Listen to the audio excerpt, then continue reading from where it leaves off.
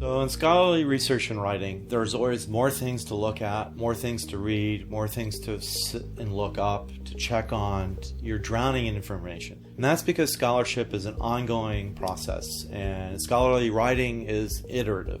It builds on previous versions, it keeps growing, and so there's always more things to look at. And for example, history, in my field, it's not a closed book. There are always new perspectives and insights to be uncovered. There's always things to look at, new ways to look at something, old ways that are resurrected. So what you want to do is think about big questions, but you want to focus your question that you're going to answer. And you want to write small. Think about one thing and work on it and make a clear, coherent argument about a specific question.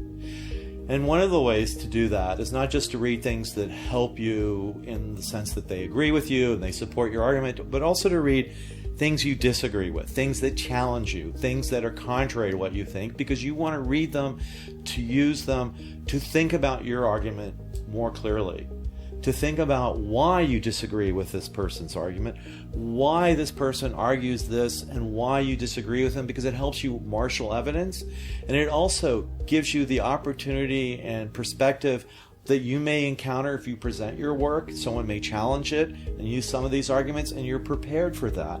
But also, it helps you refine your ideas, and it gives you opportunities to expand and refine your thinking.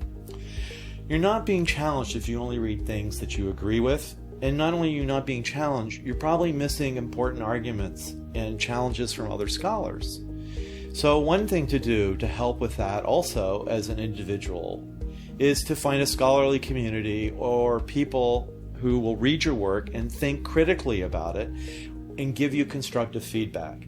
People who will read it, think about it, and engage with you. They'll ask you questions, and those questions in turn will be prompts for ideas or new ways to approach something, ways to make something clear, to explain something, uncover confusion maybe in your argument, or something that you understand so well, but people who don't understand it as well as you do need to have it explained more.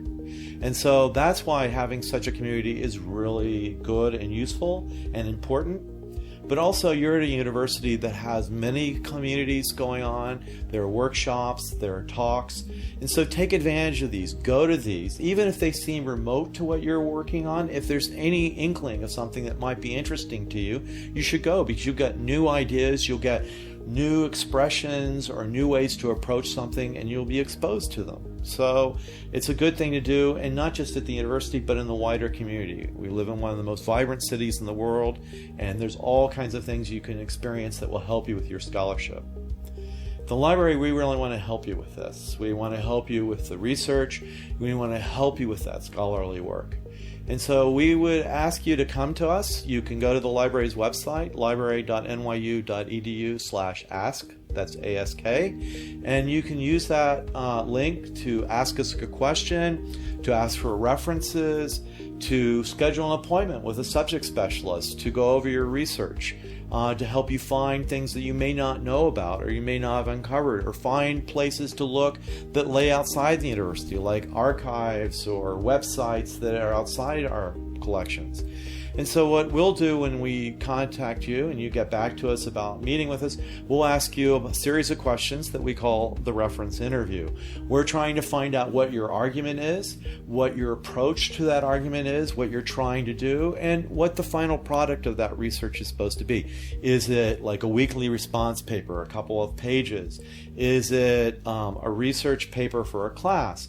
Is it a conference paper that you're going to present, or you're going to present at a workshop? Or is it your master's thesis that you're doing for your department? And we'll also want to know what your program and department is, so that we have a better idea of what kind of arguments and what kind of styles of debate and research that your program uses and your field. So we really want you to contact us, and we look forward to hearing from you. We really do.